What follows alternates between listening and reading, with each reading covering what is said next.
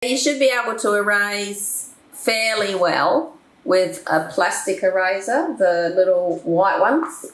They should get a bit of it off, but they won't get the whole lot off because coloured pencils have got wax in them, and that's very hard to erase.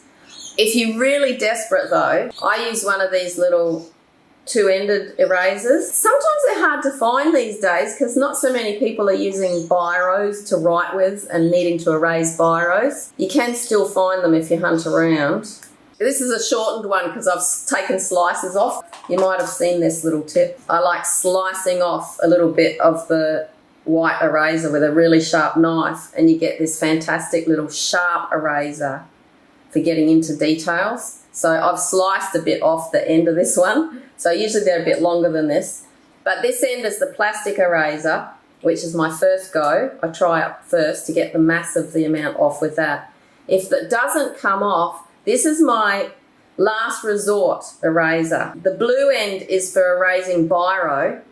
The way it does it is it's got sand in there. So it's actually going to sandpaper your paper down. So it actually lifts the paper surface off.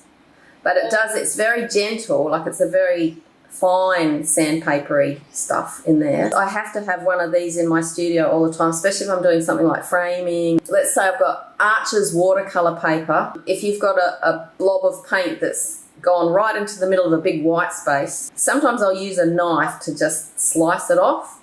But sometimes there might be a mark, like a bit of plastic or something's rubbed off onto the paper. So I use this very carefully to sand the surface of the paper away. So it actually removes paper as well. So you have to have pretty sturdy paper to be using this with. What I'm talking about is 300 GSM cotton rag watercolour paper, which is tough as tough, thick, heavyweight paper. If it's just journal paper, if you use this stuff, you can sand through and then you can almost see through the paper because it's lifted too much of the paper off because it's so thin. So that's a last resort.